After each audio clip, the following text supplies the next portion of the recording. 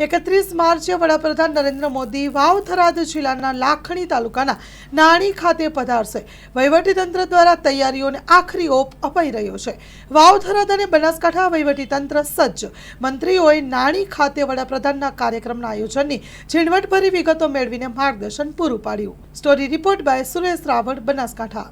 દેશના યશસ્વી વડાપ્રધાન શ્રી માન્ય નરેન્દ્રભાઈ મોદી સાહેબ ગુજરાતની પવિત્ર ધરા ઉપર પધારી રહ્યા છે। તેમનો એક કાર્યક્રમ આજે વાવ-થરાદ જિલ્લાના નાણી ખાતે રાખેલો છે। ભારત સરકાર અને ગુજરાત સરકારના વિવિધ લોકાર્પણ અને ખાતમુહૂર્તના કાર્યક્રમો છે।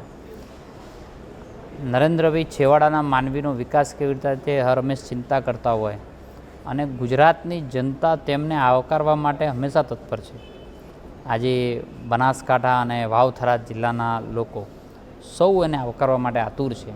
તેની તૈયારીના ભાગરૂપે આજે વિવિધ વ્યવસ્થાઓ સરકારની વિવિધ કાર્યક્રમ માટે વિવિધ ડિપાર્ટમેન્ટ જોડે સંકલન માટેની વ્યવસ્થાઓ આજે જોઈ છે। અનેક વિકાસના કામો એ ચાહે ભારત સરકારના ડિપાર્ટમેન્ટ હોય, પાણીના હોય, શહેરી વિકાસના હોય, અનેક ડિપાર્ટમેન્ટોના કામોના વિવિધ કામોના લોકાર્પણ ખાતમુહૂર્ત થવા જઈ રહ્યા છે।